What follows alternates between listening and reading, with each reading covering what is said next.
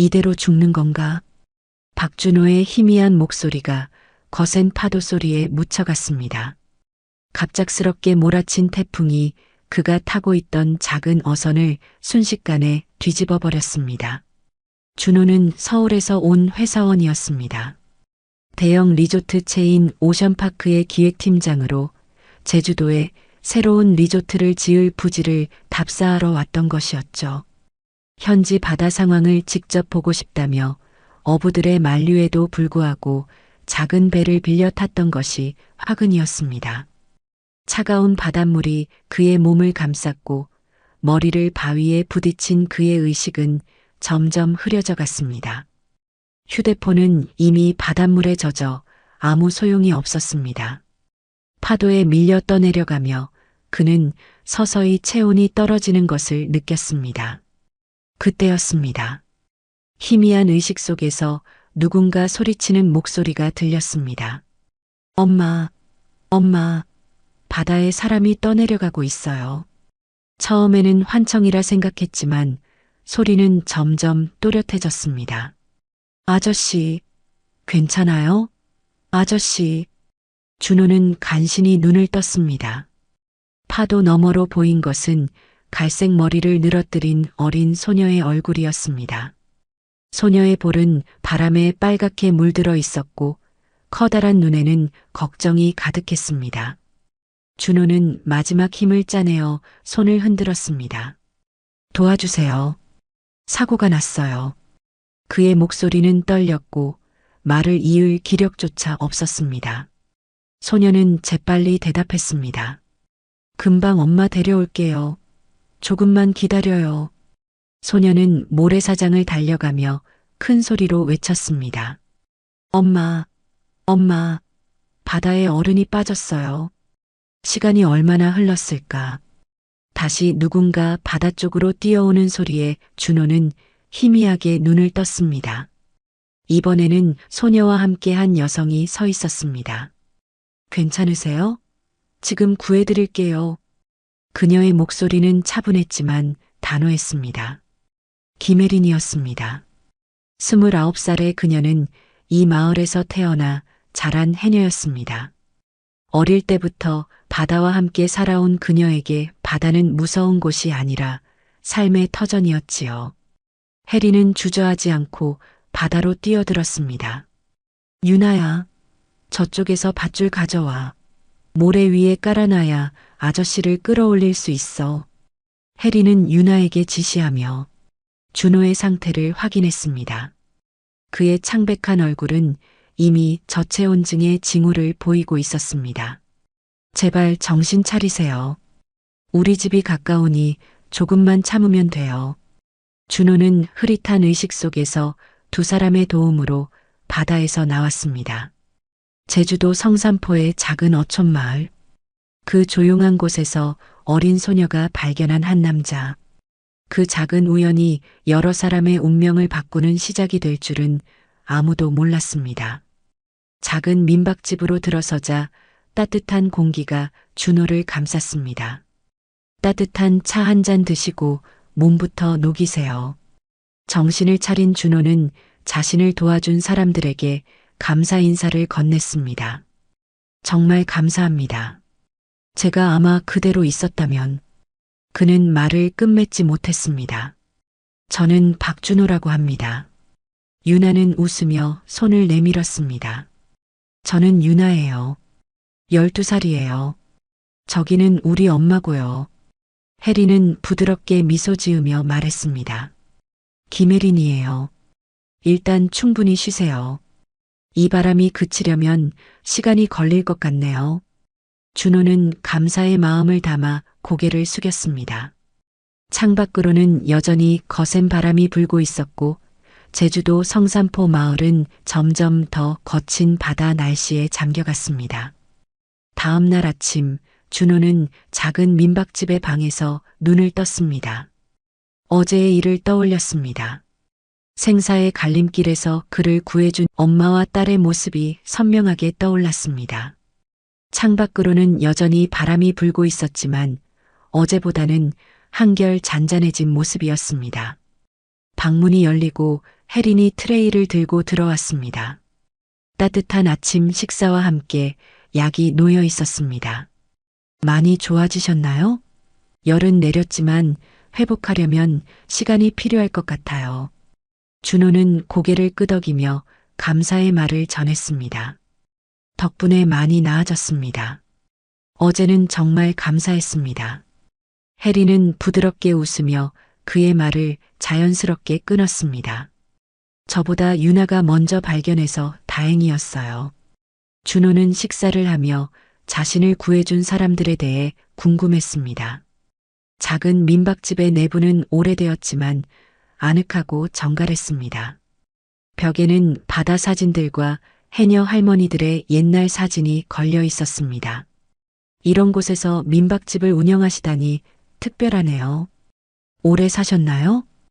혜리는 창밖을 바라보며 잠시 생각에 잠겼습니다. 원래는 서울에 살았어요.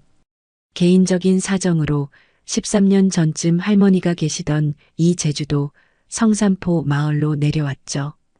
할머니가 돌아가신 후 제가 민박집을 이어받았어요. 그녀의 눈에 스친 그림자를 준호는 놓치지 않았습니다.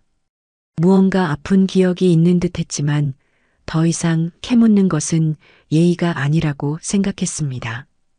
유나가 방으로 들어왔습니다. 아침부터 활기찬 모습이었습니다. 아저씨 많이 좋아지셨어요? 유나의 밝은 목소리에 방 안의 분위기가 환해졌습니다. 준호는 따뜻하게 웃으며 대답했습니다. 응, 많이 좋아졌어. 유나가 발견해주지 않았다면 큰일 날 뻔했어. 정말 고마워. 유나는 자랑스러운 듯 웃었습니다.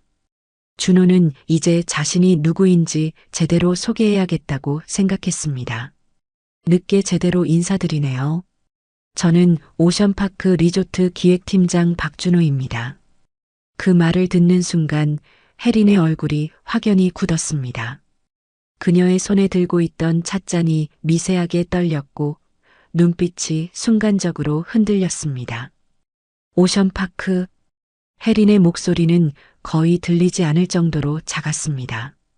준호는 그녀의 반응이 의외였습니다. 왜 그러세요? 혹시 오션파크를 아시나요? 혜린은 재빨리 표정을 정리하고 어색한 미소를 지었습니다. 아니에요. 큰 회사라서 놀랐을 뿐이에요. 오션파크에서 이런 바닷가 마을까지 오다니 의외네요. 그녀의 목소리는 평온해 보였지만 준호는 그녀의 눈에서 복잡한 감정을 읽을 수 있었습니다. 그러나 그는 더 이상 질문하지 않았습니다. 준호는 침대에서 일어나 주머니에서 휴대폰을 꺼냈습니다. 화면은 완전히 깨져 있었고 아무리 버튼을 눌러도 반응이 없었습니다. 휴대폰이 완전히 망가졌네요. 혹시 전화 좀 빌릴 수 있을까요? 회사에 연락해야 할 것 같아서요. 혜리는 고개를 끄덕이며 거실로 향했습니다. 잠시 후 그녀는 전화기를 들고 돌아왔습니다. 여기 있습니다. 편하게 통화하세요. 준호는 감사의 인사를 건네고 전화를 걸었습니다. 몇 번의 신호음 끝에 전화가 연결되었습니다. 대표님, 박준호입니다. 늦게 연락드려서 죄송합니다. 성산포에서 사고가 났습니다. 지금 저를 구해주신 한 가족 집에 있어요. 네, 걱정 마세요. 잘 보살펴 주시고 있습니다. 그런데 지금 태풍 때문에 비행기가 결항이네요. 며칠 후에 돌아갈 수 있을 것 같습니다. 통화 내내 혜리는 창가에 서서 바다를 바라보았습니다.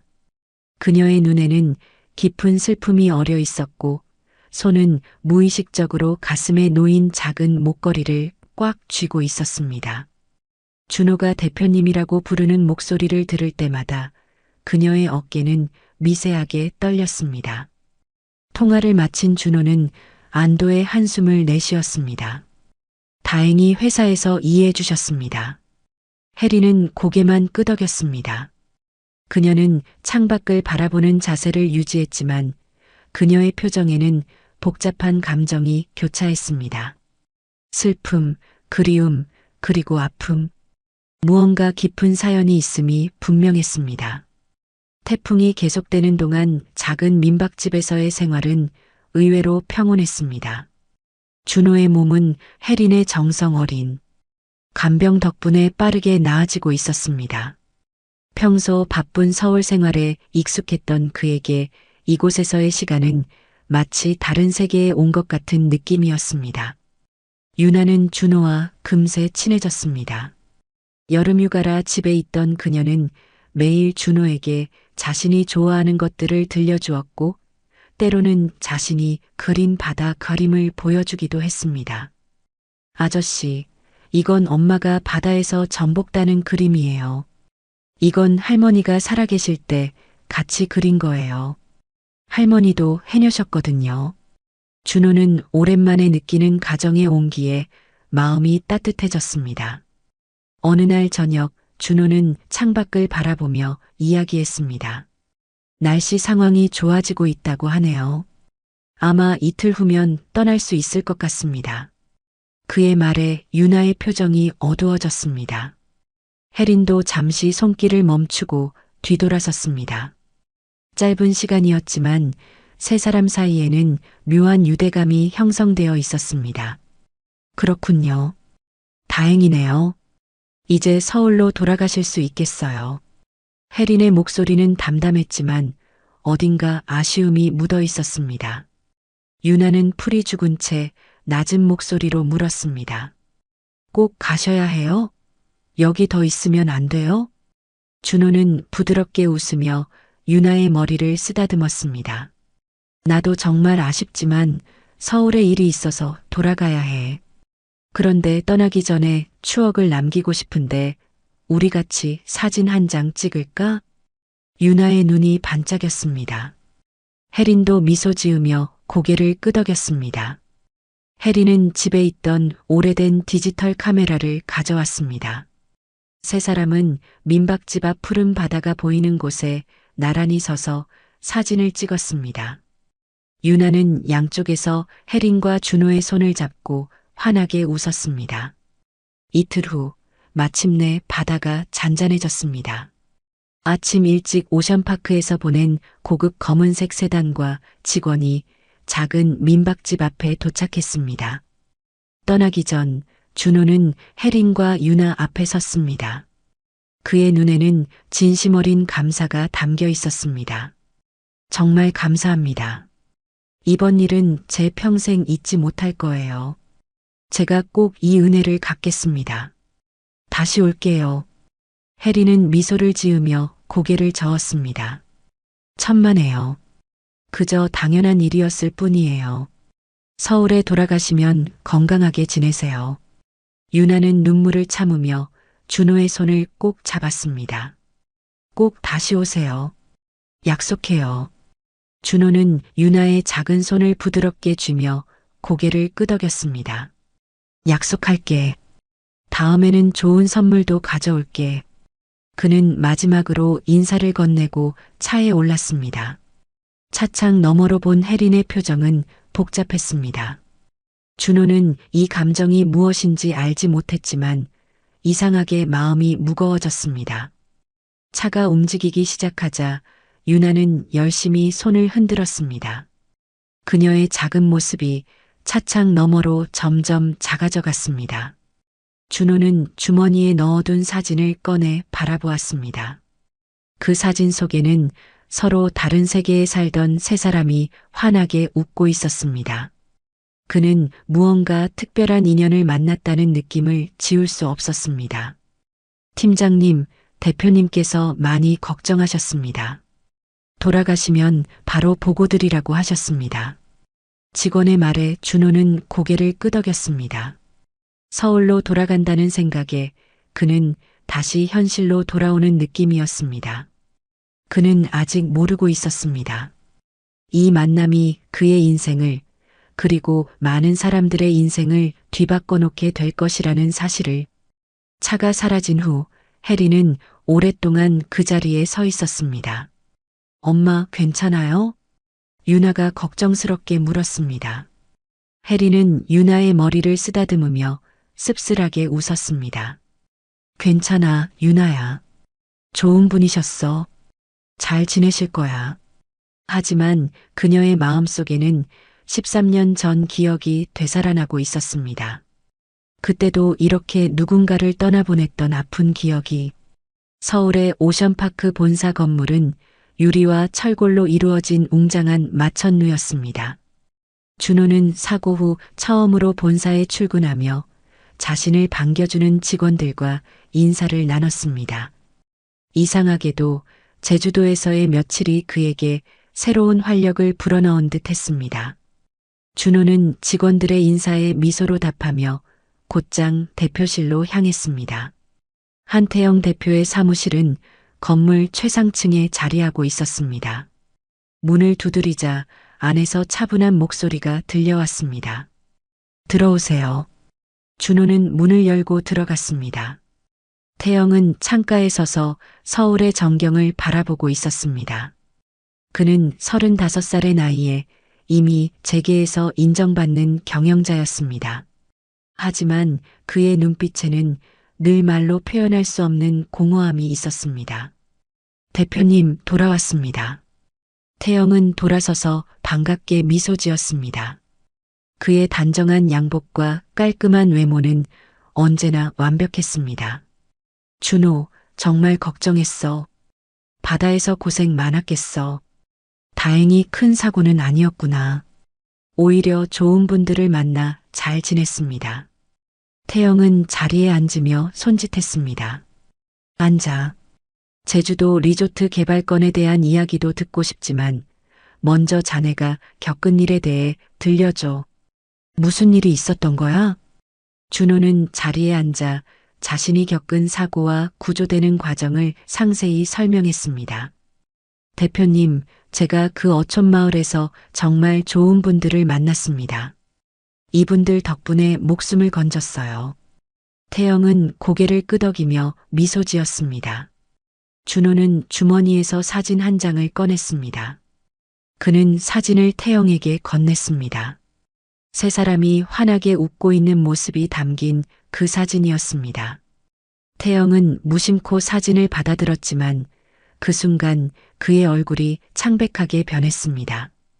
그의 손이 미세하게 떨렸고 눈은 사진 속 여성에게 고정되었습니다. 대표님, 혹시 이분을 아세요? 태영의 입에서는 아무 말도 나오지 않았습니다. 그는 마치 유령을 본 사람처럼 굳어 있었습니다. 시간이 멈춘 듯한 침묵이 흐른 후 그는 겨우 입을 열었습니다. 혜린, 내 첫사랑이야. 그의 목소리는 거의 속삭임에 가까웠습니다. 준호는 완전히 놀라 말을 잃지 못했습니다. 정말이요? 놀라운 우연이네요. 그분은 정말 따뜻하고 훌륭한 분이셨어요. 그리고 아이도 참 밝고 똑똑했습니다. 태영의 눈에는 복잡한 감정이 교차했습니다. 그의 손가락이 사진 속 혜린의 얼굴을 천천히 쓸었습니다. 이 아이의 이름은 뭐라고 했지? 유나예요. 12살이라고 했습니다. 태영의 눈에 갑자기 깨달음이 번쩍였습니다. 12살. 그리고 그의 첫사랑 혜린. 그들이 헤어진 것은 13년 전이었습니다. 22살의 한태영은 서울에서 온 대학생이었습니다. 여름방학을 맞아 제주도로 배낭여행을 온 그는 우연히 관광 가이드로 일하던 혜린을 만났습니다. 혜린은 26살로 대학교를 졸업한 후 고향에서 관광 가이드 일을 하고 있었습니다. 그녀는 제주도의 구석구석을 알고 있었고 바다와 자연을 사랑하는 순수한 여성이었습니다. 여기가 우리 할머니들이 물질하던 곳이에요. 지금도 새벽이면 해녀 할머니들이 바다로 나가시죠. 혜린의 설명을 들으며 태영은 그녀의 맑은 눈빛에 마음을 빼앗겼습니다. 서울 사람이시죠? 여기가 어때요? 정말 아름다워요. 특히 가이드분 덕분에 더 특별해 보이는 것 같아요. 그렇게 시작된 두 사람의 관계는 빠르게 깊어졌습니다. 태영은 방학 내내 제주도에 머물며 혜린과 함께 시간을 보냈습니다. 그들은 해변을 걸으며 이야기를 나누고 일출을 함께 보며 사랑을 키워갔습니다. 태영아, 너는 서울로 돌아가면 이 모든 게 꿈처럼 느껴질 거야. 그럴 리 없어. 나는 혜린이 없으면 안 돼. 하지만 현실은 그들의 사랑만큼 단순하지 않았습니다. 태영이 오션파크 회장의 아들이라는 사실을 안 혜린은 충격을 받았습니다. 왜 말하지 않았어? 중요하지 않아. 나는 그냥 태영일 뿐이야. 하지만 그 여름이 끝나갈 무렵 태영의 아버지가 제주도로 직접 찾아왔습니다. 태영아, 넌 지금 무슨 짓을 하고 있는 줄 알고 있니? 너는 회사의 미래를 짊어질 사람이라고. 회장의 호통에 태영은 맞섰지만 결국 아버지의 결정을 거스를 수 없었습니다. 미국으로 유학을 가라. 경영학 석사를 마치고 와라. 비가 내리는 저녁, 떠나기 전날 태영은 혜린을 찾아왔습니다. 그의 눈은 붉게 충혈되어 있었고 얼굴은 지치고 슬퍼 보였습니다. 혜린아, 내일 미국으로 가게 됐어. 혜린은 이미 예감하고 있었던 이별의 순간에 가슴이 무너져 내렸습니다. 하지만 그녀는 강한 척했습니다. 알고 있었어. 괜찮아. 기다려줘. 꼭 돌아올게. 그때는 아무도 우리를 갈라놓을 수 없을 거야. 태영의 눈에는 눈물이 고여 있었습니다. 혜린은 미소 지으며 고개를 끄덕였지만 그녀의 마음은 이미 무너져 내리고 있었습니다. 그녀는 태영이 자신 때문에 가족과 갈등을 겪는 것을 원치 않았습니다. 그리고 무엇보다 그녀는 그에게 말하지 못한 비밀이 있었습니다. 그녀는 임신 중이었습니다. 알겠어. 조심히 다녀와. 마지막 포옹을 나눈 후 태영은 떠났습니다. 그리고 다음 날 혜린도 자신만의 결정을 내렸습니다. 태영의 미래를 위해 그리고 아이를 키우기 위해 그녀는 제주도의 외딴 바닷가 마을로 떠나기로 했습니다. 그곳에는 해녀로 살던 그녀의 할머니가 작은 민박집을 운영하고 있었습니다. 할머니는 손녀의 상황을 이해하고 따뜻하게 받아들였습니다. 괜찮다, 혜린아. 할머니가 도와줄게. 우리 바다에서 건강한 아이를 낳자. 그들은 함께 작은 민박집을 운영하며 평화로운 날들을 보냈습니다. 그리고 몇 개월 후 혜린은 건강한 여자아이를 출산했습니다. 그녀는 아이에게 유나라는 이름을 지어주었습니다. 맑고 깨끗한 바다라는 의미였습니다. 하지만 행복은 오래가지 않았습니다. 유나가 태어난 지 1년이 채 되지 않아 혜린의 할머니는 갑작스러운 병으로 세상을 떠났습니다. 그녀에게 남은 것은 할머니의 유산인 작은 민박집과 세상의 전부가 된 딸 유나뿐이었습니다. 유나야, 엄마가 널 꼭 지켜줄게. 우리 둘이 잘 살자. 한편 미국에서 유학을 마친 태영. 태영은 서울로 돌아와 즉시 혜린을 찾았지만 그녀는 어디에도 없었습니다. 어떤 기록에도 남아있지 않았습니다. 혜린아, 넌 어디에 있는 거야? 수많은 날들을 그녀를 찾는 데 보냈지만 태영은 결국 혜린을 찾지 못했습니다. 그리고 시간이 흐르며 그는 가족의 압력에 굴복해 서연주와 약혼했습니다. 연주는 대형 건설사 딸로 가문 간의 결합을 위한 선택이었습니다. 약혼식 날 태영의 마음은 여전히 혜린을 향해 있었습니다. 태영은 사진을 손에 꽉 쥐며 자리에서 벌떡 일어났습니다. 준호, 회의는 취소하게. 지금 당장 그곳에 가야겠어. 대표님, 무슨 일이십니까? 태영은 이미 코트를 집어들고 있었습니다. 그의 눈빛은 결연했고 온몸은 긴장으로 가득 차 있었습니다. 나는 그녀를 사랑했지만 가족의 반대로 헤어졌어. 그 후로 그녀를 찾아봤지만 어디로 사라진 건지 찾을 수 없었어. 준호는 태영의 말에 충격을 받았습니다. 그는 태영의 사생활에 대해 많이 알지 못했지만 그가 정략 약혼을 했다는 것은 알고 있었습니다.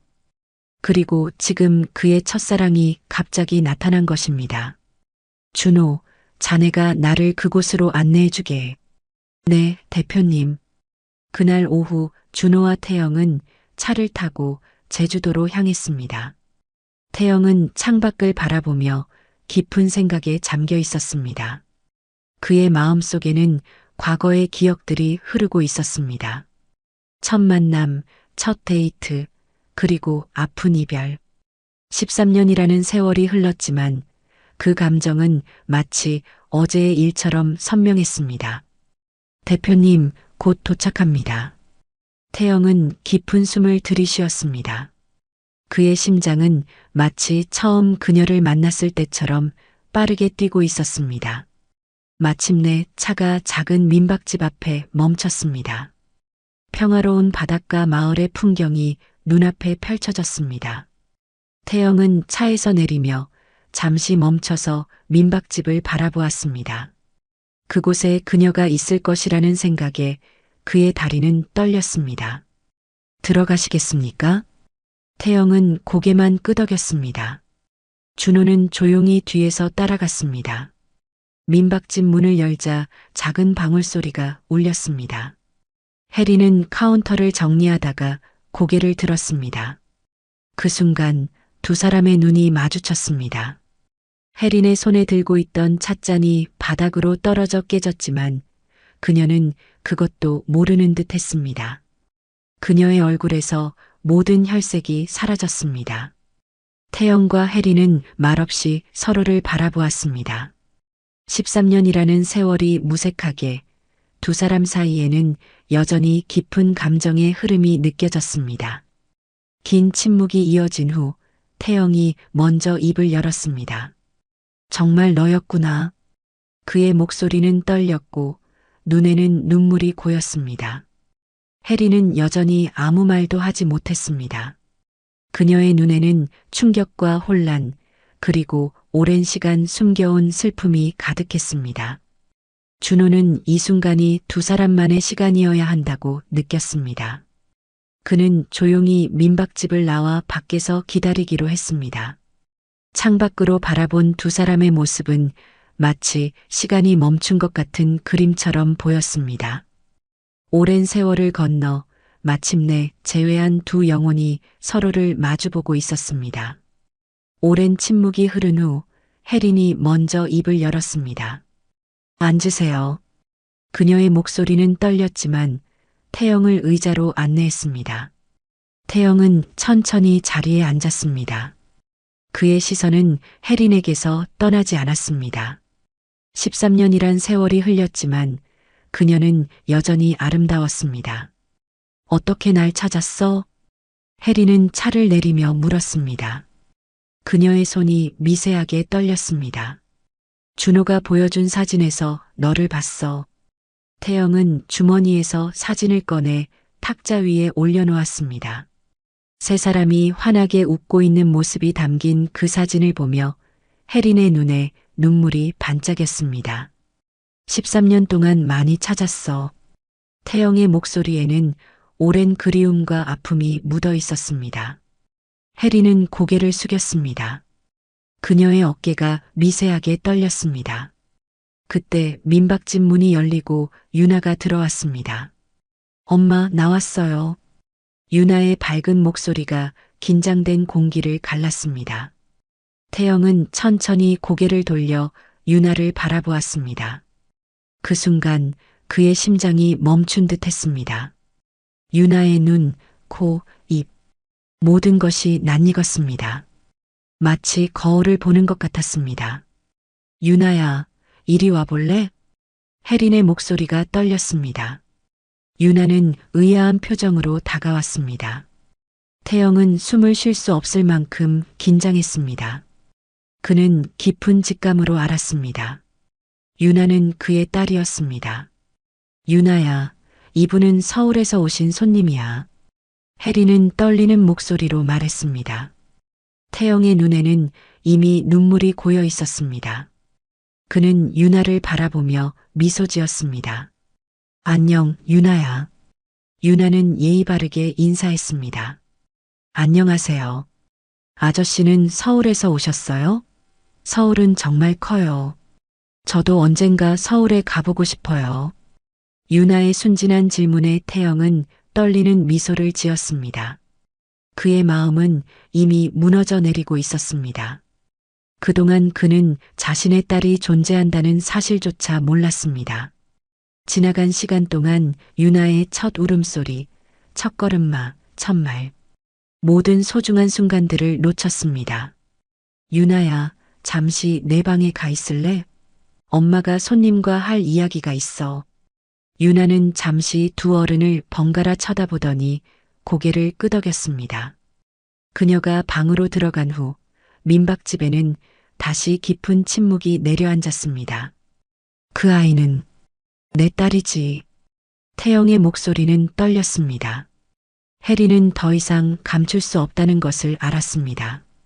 그녀는 깊은 숨을 들이쉬고 모든 것을 털어놓기로 했습니다. 그래, 유나는 내 딸이야. 내가 미국으로 떠나기 전 나는 이미 임신 중이었어. 태영의 눈에서 눈물이 흘러내렸습니다. 왜 말하지 않았어? 내가 알았다면. 그때 우리 둘 다 어렸어. 내 가족은 나를 원하지 않았고 내 미래를 망치고 싶지 않았어. 그래서 조용히 사라지기로 했어. 혜린의 눈에서도 눈물이 흘러내렸습니다. 태영은 혜린의 손을 조심스럽게 잡았습니다. 그의 손은 따뜻했습니다. 유나에게 내가 누구인지 말해도 될까? 혜린은 잠시 고민하다가 고개를 끄덕였습니다. 그녀는 유나를 불렀고 유나는 호기심 가득한 눈으로 다가왔습니다. 유나야, 이분은 사실은 내 아빠야. 유나의 눈이 커졌습니다.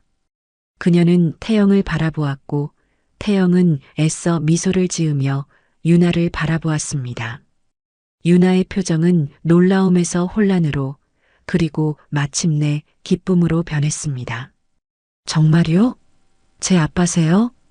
태영은 고개를 끄덕였고 그의 눈에서는 눈물이 흘러내렸습니다. 응, 유나야. 나는 내 아빠야.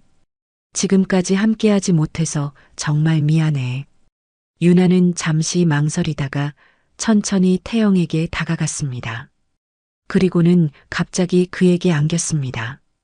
태영은 놀라움과 감동으로 말을 잇지 못했습니다. 그는 조심스럽게 유나를 안아주었고 그 순간 부성애의 거대한 파도가 그를 덮쳤습니다. 괜찮아요. 아빠 이야기 많이 들었어요. 아빠가 멀리 있다고. 유나의 순수한 말에 태영과 혜리는 서로를 바라보았습니다. 혜리는 유나에게 결코 태영에 대한 나쁜 말을 하지 않았음을 태영은 깨달았습니다. 오히려 유나가 아버지의 부재에 상처받지 않도록 태영을 좋은 사람으로 기억하게 했습니다. 세 사람은 그날 오후를 함께 보냈습니다. 유나는 아버지에게 자신의 방과 그림, 좋아하는 것들을 보여주었고 태영은 딸의 모든 이야기에 진심으로 귀를 기울였습니다. 아빠, 이건 제가 그린 바다 그림이에요. 와, 정말 잘 그렸구나. 우리 유나가 그림을 이렇게 잘 그리는 줄 몰랐어. 그들의 웃음소리가 작은 민박집을 가득 채웠습니다. 저녁이 되어 유나가 잠든 후 태영과 혜리는 다시 마주 앉았습니다. 이제 그들은 앞으로의 일을 이야기해야 했습니다. 혜리나, 나와 함께 서울로 돌아가자.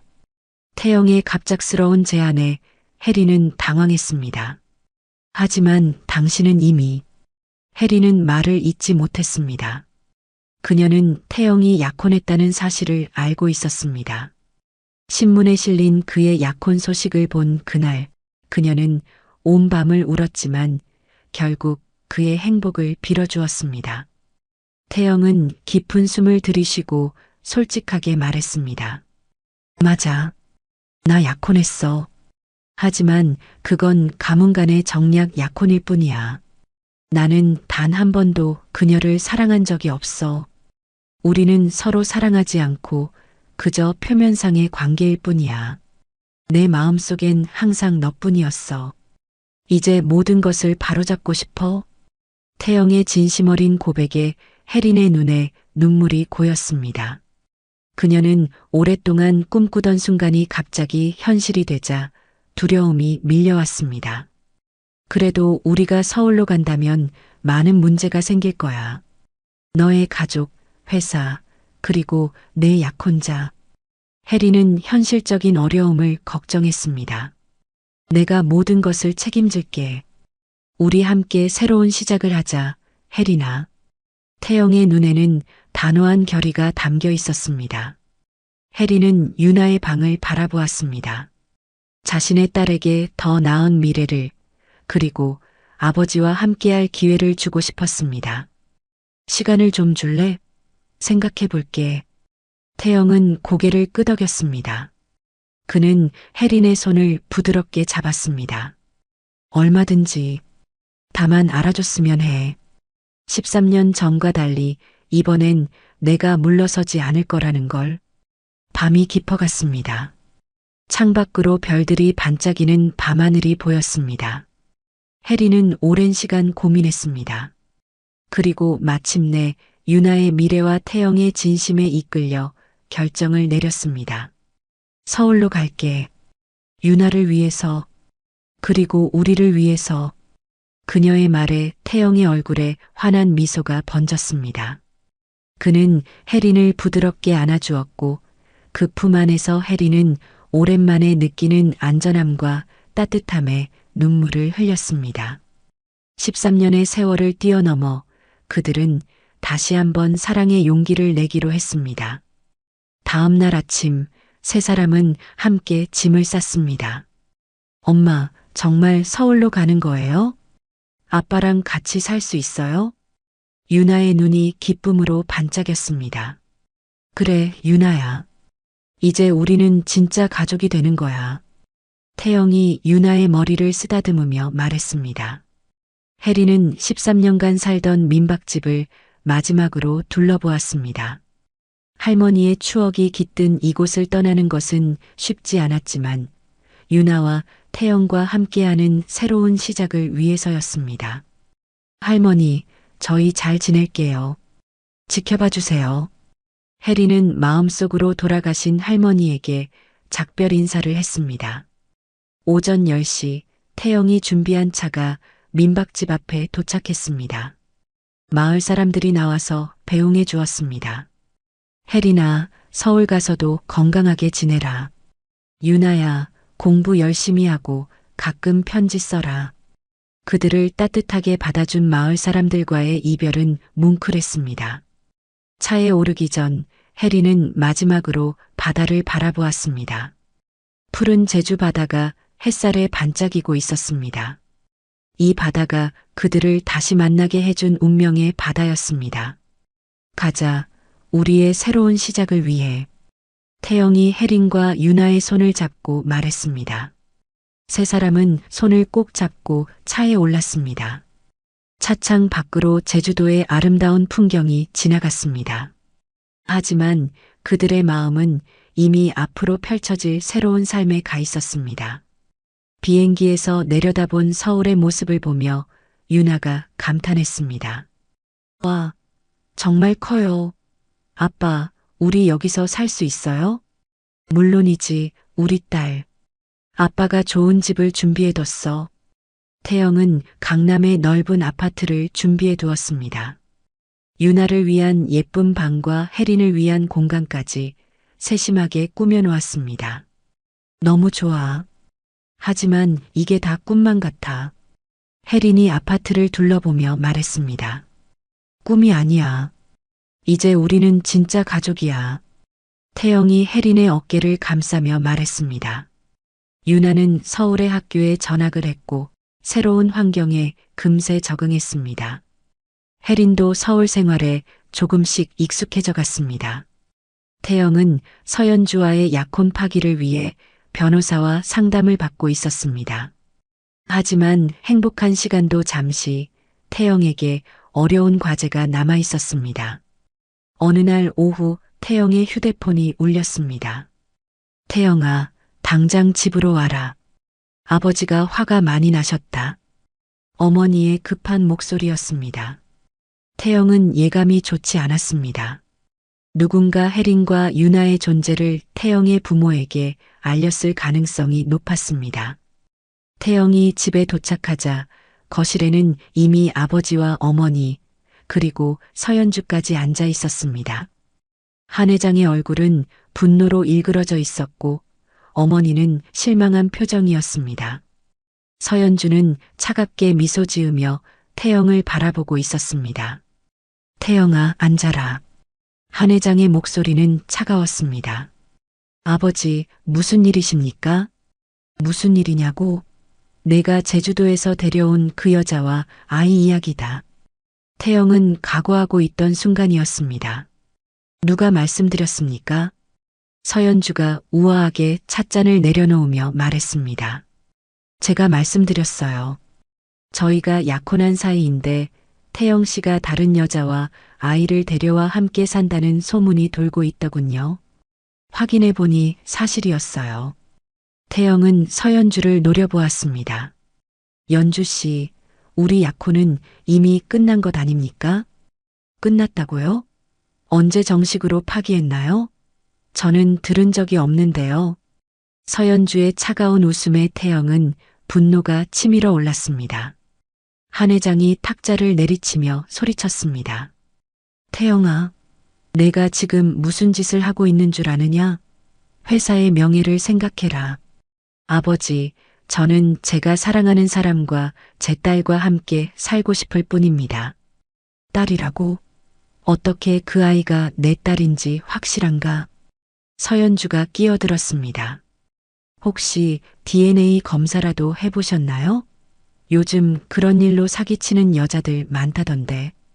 태영의 눈에 분노의 불꽃이 일었습니다. 연주 씨, 지금 뭐라고 하신 겁니까? 사실을 말하는 거예요. 13년 전 헤어진 여자가 갑자기 아이를 데리고 나타났다? 너무 의심스럽지 않나요? 한 회장도 고개를 끄덕였습니다. 연주 말이 맞다. 확실하게 하기 위해 DNA 검사부터 해라. 태영은 유나를 보는 순간 자신의 피를 나눈 딸임을 직감했습니다. DNA 검사 같은 것은 필요 없다고 생각했습니다. 아버지, 유나는 제 딸이 분명합니다. 검사 같은 건 필요 없어요. 태영아, 이건 너의 감정 문제가 아니라 회사와 가문이 문제야. 내가 확신한다면 검사 결과도 똑같이 나올 테니 문제될 것 없지 않느냐? 한 회장의 논리적인 말에 태영은 반박할 수 없었습니다. 그는 결국 고개를 끄덕였습니다. 알겠습니다, 아버지. 검사는 우리 계열사 병원에서 진행하자. 외부에 소문이 나면 안 되니까. 서연주가 덧붙였습니다. 제가 아는 좋은 병원이 있어요. 거기서 하시죠. 태영은 유나와 함께 병원에 도착했습니다. 혜린도 함께 왔지만 검사실 앞에서 불안한 표정으로 기다리고 있었습니다. 아빠, 이거 아픈 거예요? 유나가 걱정스럽게 물었습니다. 아니야, 유나야. 입안을 면봉으로 살짝 문지르는 것뿐이야. 전혀 아프지 않아. 태영은 딸을 안심시키며 말했습니다. 검사실로 들어가자 김 박사라는 중년 남성이 그들을 맞이했습니다. 안녕하세요. 서연주 씨가 소개해 주셨죠. 간단한 검사니까 걱정 마세요. 김 박사는 친절해 보였지만 왠지 태영은 그의 눈빛이 어딘가 어색하다고 느꼈습니다. 검사는 금세 끝났습니다. 태영과 유나의 입안을 면봉으로 살짝 문지르는 것이 전부였습니다. 결과는 언제쯤 나오나요? 빠르면 내일, 늦어도 모레면 나올 겁니다. 제가 직접 연락드리겠습니다. 병원을 나오면서 태영은 혜린에게 말했습니다. 걱정하지 마. 당연히 우리 딸이라는 결과가 나올 거야. 하지만 혜린의 표정은 여전히 어두웠습니다. 태영아, 나는 왜 이렇게 불안하지? 뭔가 이상한 느낌이 들어. 기분 탓이야. 모든 게 잘 될 거야. 김 박사는 검사실에 혼자 남아 있었습니다. 그의 책상 위에는 태영과 유나의 DNA 샘플이 놓여 있었습니다. 그때 그의 휴대폰이 울렸습니다. 네, 서연주 씨. 검사는 잘 끝났나요? 네, 끝났습니다. 그런데 정말 이래도 되는 건가요? 김 박사님께 부탁드린 대로만 해주세요. 약속한 돈은 검사 결과를 발표한 후에 드릴게요. 알겠습니다. 김 박사는 한숨을 쉬며 전화를 끊었습니다. 그리고 진짜 검사 결과를 다른 봉투에 따로 보관했습니다. 김 박사에게서 전화가 왔습니다. 태영 씨, 검사 결과가 나왔습니다. 병원으로 오실 수 있나요? 태영과 혜리는 급히 병원으로 향했습니다. 김 박사의 표정은 어두웠습니다. 죄송합니다만 검사 결과가 좋지 않네요. 김 박사는 서류를 내밀었습니다. 유나 양은 태영 씨의 친딸이 아닙니다. 태영과 혜리는 마치 하늘이 무너지는 것 같은 충격을 받았습니다. 이럴 수가. 이건 말이 안 돼요. 혜린이 소리쳤습니다. 다시 검사해 주세요. 분명히 잘못된 거예요. 태영도 믿을 수 없다는 표정이었습니다. 박사님, 정말 확실한 겁니까? 죄송하지만 과학적으로 명확한 결과입니다. 김 박사는 미안한 표정을 지었지만 그의 눈동자는 불안하게 흔들리고 있었습니다. 병원을 나온 태영과 혜리는 말없이 걸었습니다. 태영아, 이건 분명히 잘못된 거야. 유나는 내 딸이 맞아. 혜린의 목소리는 절망적이었습니다. 나도 그렇게 생각해. 하지만 과학적 검사 결과가. 태영도 혼란스러웠습니다. 그날 저녁 서연주는 혼자 와인을 마시며 만족스럽게 웃고 있었습니다. 이제 모든 게 원래대로 돌아갈 거야. 초인종 소리에 혜리는 문을 열었습니다. 그러나 문 앞에 서 있는 사람들은 유나가 아닌 한 회장과 한 여사였습니다. 그들의 얼굴에는 분노와 실망이 가득했습니다. 안녕하세요. 여기 어쩐 일로? 혜리는 한 회장과 한 여사의 얼굴을 알고 있었기 때문에 먼저 인사를 했습니다. 하지만 한 회장과 한 여사는 혜린의 인사를 무시하고 안으로 들어왔습니다. 한 여사는 혜린을 경멸의 눈빛으로 바라보았습니다. 다 알고 왔다. 돈 때문에 우리 아들에게 접근한 거지? 혜린은 충격에 얼굴이 창백해졌습니다. 무슨 말씀이신지? 한 회장은 DNA 검사 결과를 내밀었습니다. DNA 검사 결과가 나왔다. 너는 사기꾼이야. 이 아이는 우리 핏줄도 아니야. 법적 조치를 취하기 전에 우리 앞에서 영원히 사라져라. 혜리는 믿을 수 없다는 표정으로 서류를 받아들었습니다. 그녀의 손이 심하게 떨렸습니다. 이건 말이 안 돼요. 유나는 분명히 태영의 딸이에요. 이건 조작된 거예요. 한 여사는 차갑게 웃었습니다. 지금까지 잘 속였구나. 하지만 이제 끝이야. 우리 아들을 이용해 돈을 뜯어내려던 계획은 실패했어. 혜리는 절망에 빠져 말을 잇지 못했습니다. 그때 현관문이 열리고 유나가 들어왔습니다. 그녀는 낯선 분위기에 의아한 표정을 지었습니다. 엄마. 한 회장과 한 여사는 유나를 냉랭한 시선으로 바라보았습니다.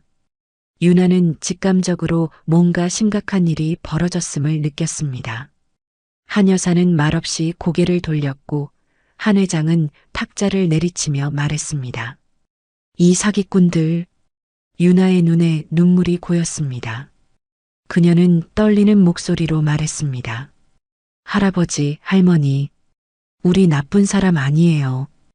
혜리는 유나를 안아주었습니다. 그녀의 눈에도 눈물이 가득 고여 있었습니다.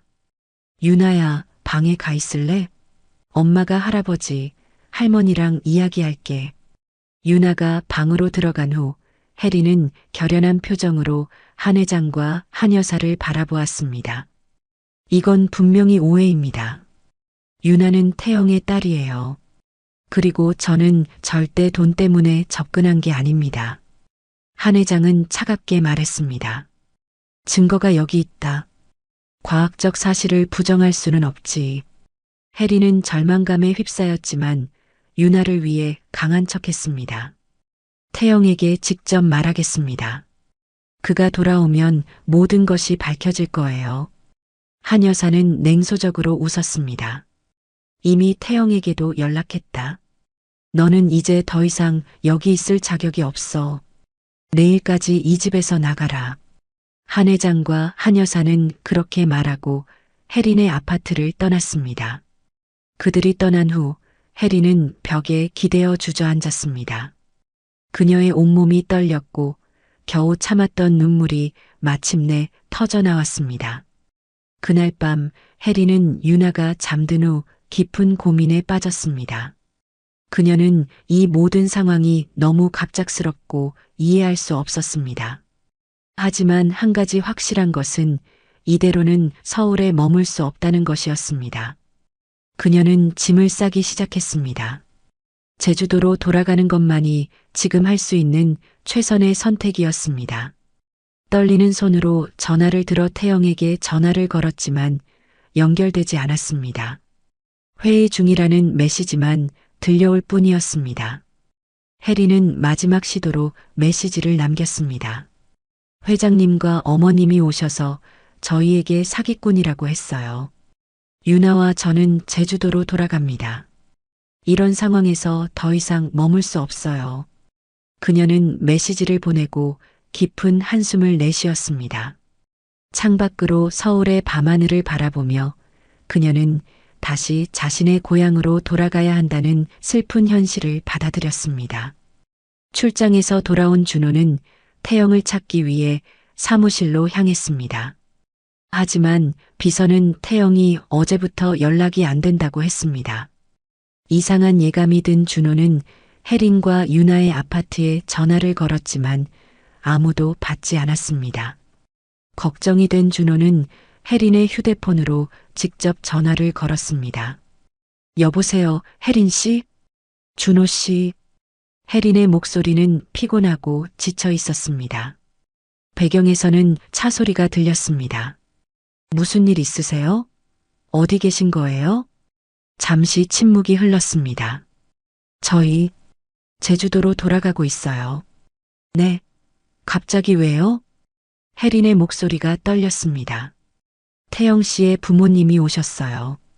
DNA 검사 결과를 가지고 와서 유나가 태영 씨의 딸이 아니라고 하시더라고요.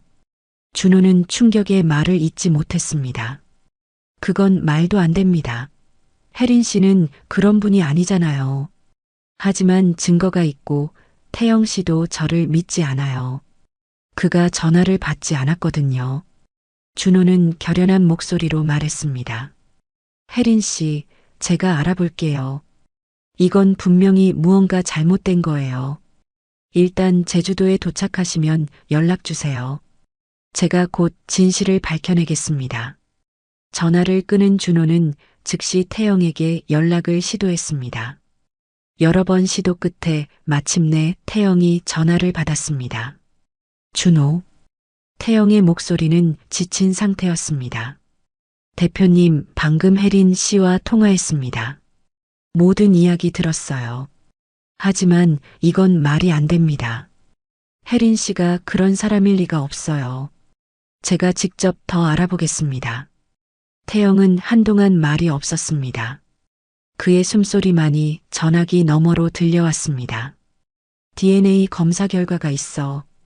대표님, 그 검사 결과가 정말 믿을 만한 건지 확인해 봐야 합니다. 그 아이는 분명히 대표님의 딸입니다. 태영의 목소리가 흔들렸습니다. 정말 그렇게 생각해? 네, 확신합니다. 제가 이 일의 진실을 밝혀내겠습니다. 준호는 먼저 병원 주변을 조사하기 시작했습니다. 그는 사설탐정 사무소를 통해 최근 며칠간 병원 출입 기록과 CCTV 자료를 확보했습니다. 며칠간의 조사 끝에 결정적인 증거를 발견했습니다. DNA 검사 당일 밤 서연주가 김 박사와 병원 근처 카페에서 만나는 장면이 CCTV에 포착되었습니다.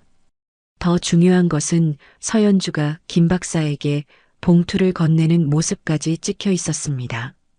또한 김 박사의 계좌로 그 다음날 거액이 입금된 기록도 확인했습니다.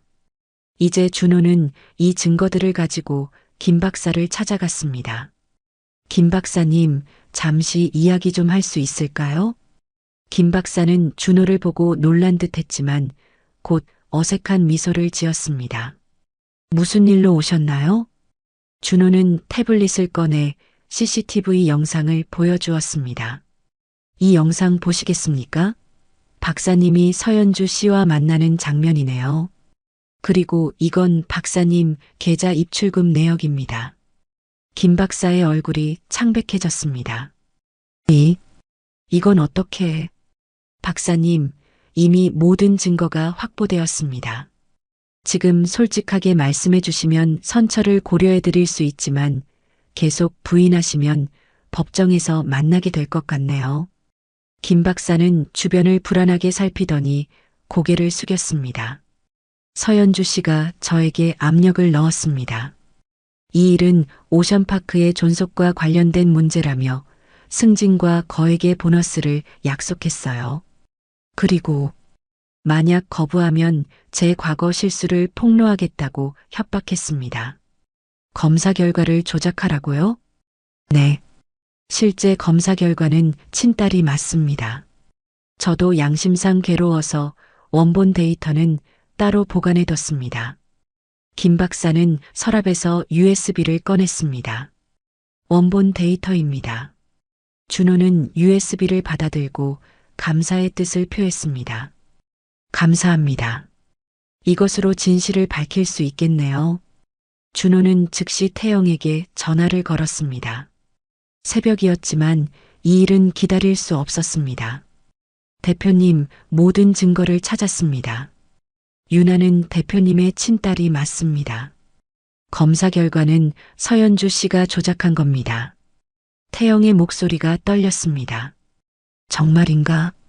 네, 확실합니다. 검사를 담당한 김 박사의 증언과 검사 결과, 원본 데이터가 있습니다. 태영은 잠시 말을 잇지 못했습니다. 그의 숨소리만이 전화기 너머로 들려왔습니다. 준호, 정말 고맙네. 지금 당장 서연주를 만나봐야겠어. 태영은 모든 증거를 들고 서연주를 찾아갔습니다. 서연주는 우아하게 커피를 마시며 태영을 맞이했습니다. 어머, 태영 씨. 이렇게 아침 일찍 오시다니. 무슨 일이세요? 태영은 USB와 김 박사의 증언서를 책상 위에 내려놓았습니다. 모든 걸 알게 됐어요. 서연주의 얼굴에서 미소가 사라졌습니다. 뭘 안다는 거죠? 당신이 DNA 검사를 조작했다는 것. 유나는 내 친딸이에요. 서연주는 잠시 당황했지만 곧 차가운 표정으로 돌아왔습니다. 그래서요? 그게 어쨌다는 거죠? 태영은 자신의 귀를 의심했습니다. 그는 서연주가 부인하거나 적어도 변명이라도 할 것이라 예상했습니다. 당신, 정말 그런 짓을 한 거야? 서연주는 자리에서 일어나 창가로 걸어갔습니다. 당신은 정말 순진하군요. 자기 약혼자를 버리고 어떤 시골 여자와 아이에게 달려갈 수 있다고 생각했어요? 오션파크 대표로서 그런 일이 가능할 거라고 생각했나요? 태영은 서연주의 냉정한 모습에 놀랐지만 그의 분노는 더욱 커졌습니다. 당신 때문에 혜린과 유나가 얼마나 상처를 받았는지 알아요? 그들은 서울을 떠났어요. 서연주의 눈에 차가운 경멸이 스쳤습니다. 그런 여자 때문에 내가 이 모든 것을 잃을 순 없잖아요. 그동안 당신의 약혼자로서 유지해온 모든 것을 잃을 순 없어요. 단지 지위와 명예 때문이었어요? 서연주는 비웃듯이 웃었습니다. 그럼 뭐 때문이겠어요? 사랑? 당신도 나를 사랑한 적 없잖아요. 우리 둘 다 알고 있었어요. 이 약혼은 항상 거래였어요. 그 거래를 일방적으로 깨려는 건 당신이었어요. 태영은 깊은 숨을 내쉬었습니다. 약혼은 확실히 끝났군요. 그래요. 끝내죠. 하지만 쉽게 끝날 거라고 생각하지 마세요. 내가 가진 오션파크의 주식, 그리고 당신 가족의 비밀들. 내가 가진 것들이 얼마나 많은지 당신은 모를 거예요.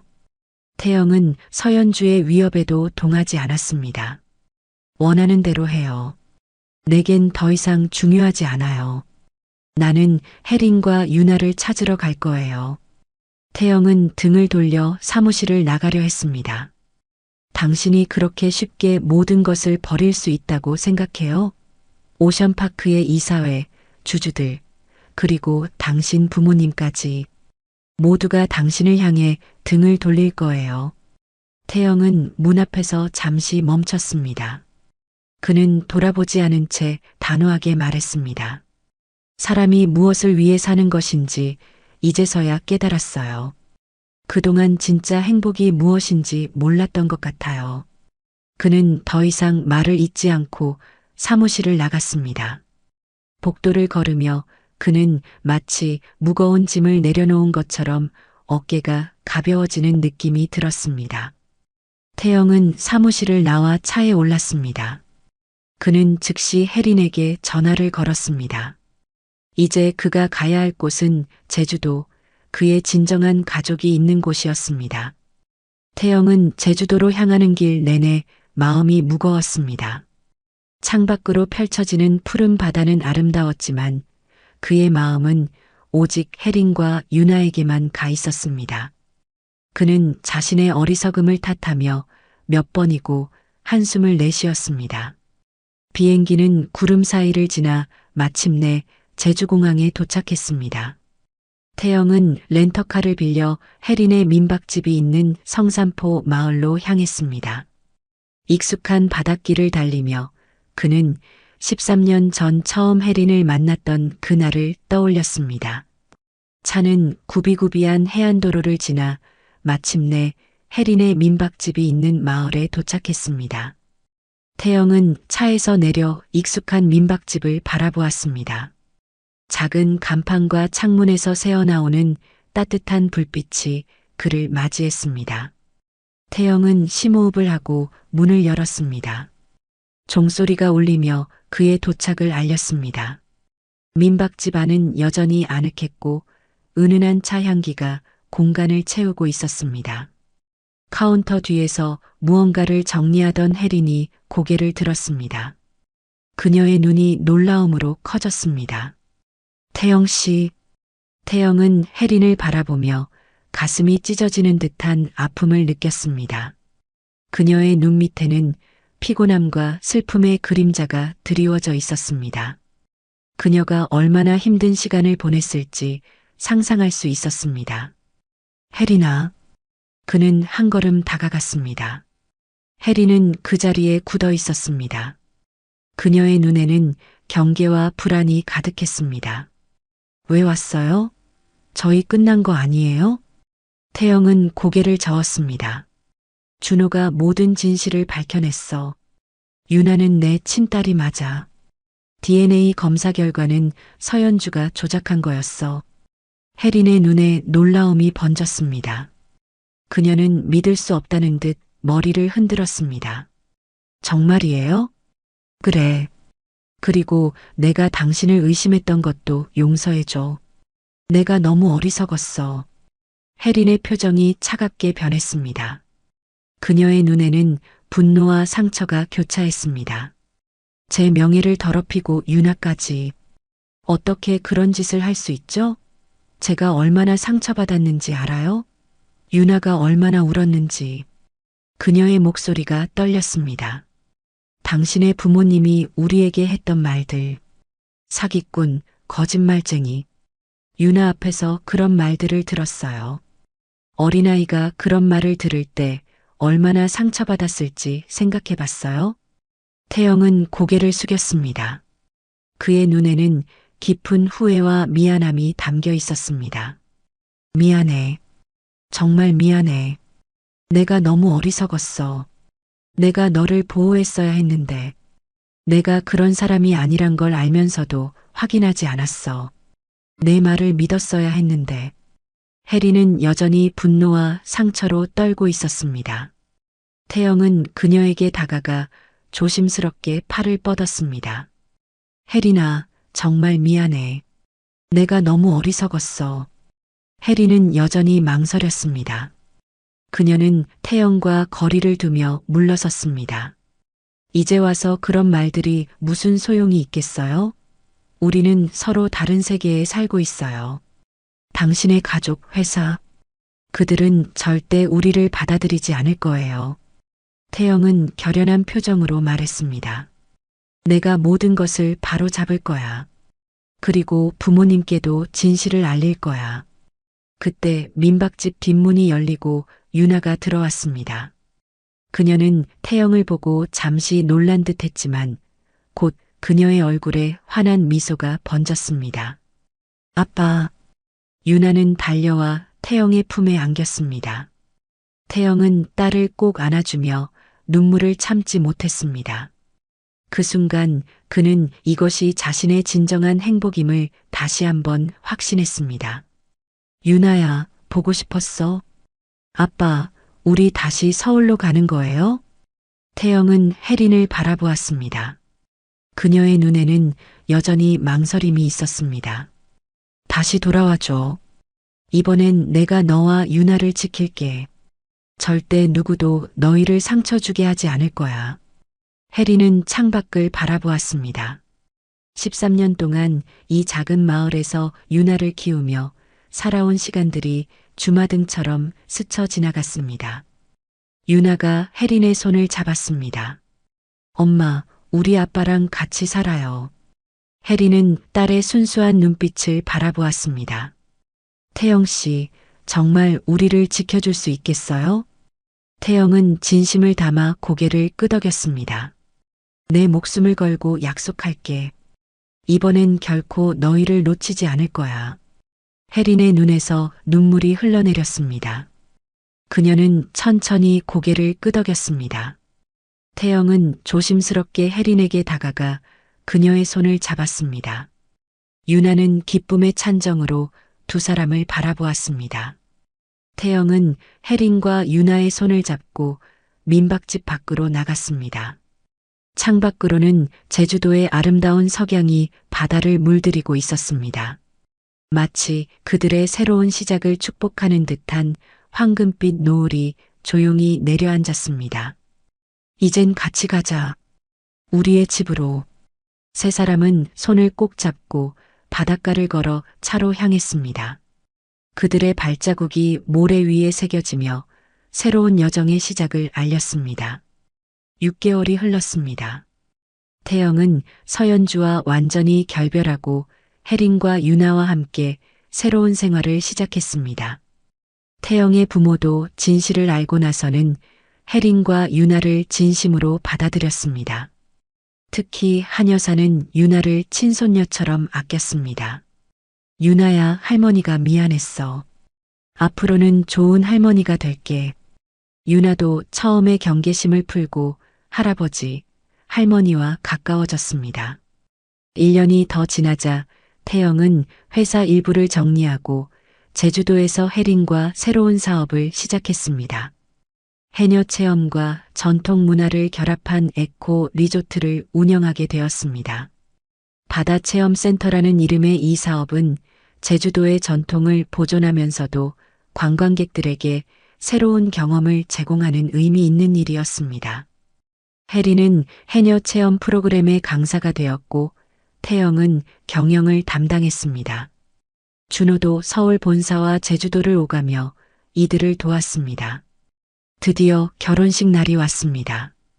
혜린과 태영의 결혼식이 제주도 성산 일출봉이 보이는 바닷가에서 열렸습니다. 결혼식은 소박하지만 정성이 담긴 자리였습니다. 한 회장과 한 여사, 그리고 오션파크의 주요 인사들, 제주도 마을 사람들까지 함께했습니다. 유나는 하얀 드레스를 입고 꽃바구니를 들고 있었습니다.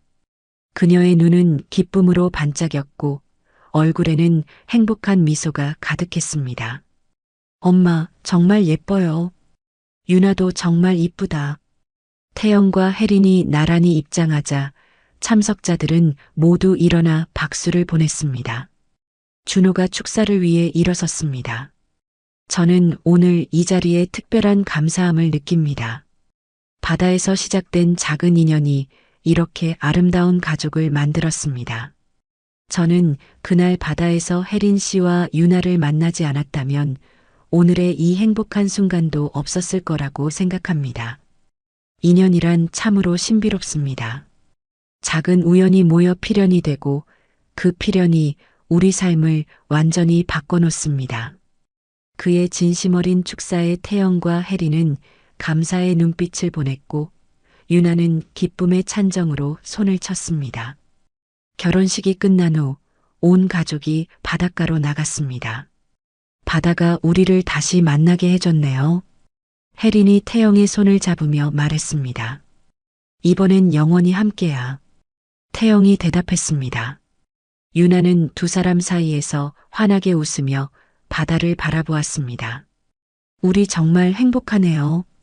석양이 지는 제주 바다에서 세 사람은 손을 잡고 바닷가를 걸었습니다. 파도 소리와 함께 유나의 웃음소리가 들려왔습니다. 바다에서 시작된 운명적 인연은 이렇게 아름다운 결말을 맞이했습니다. 온 세상이 황금빛 노을로 물드는 가운데 그들의 마음은 사랑과 감사함으로 가득 찼습니다. 앞으로 펼쳐질 새로운 인생의 장이 시작되는 순간이었습니다. 여러분, 오늘 이야기 어떠셨나요? 이야기가 마음에 닿았다면 구독과 좋아요 부탁드릴게요. 여러분의 따뜻한 댓글 하나가 모두에게 큰 힘이 됩니다. 감사합니다.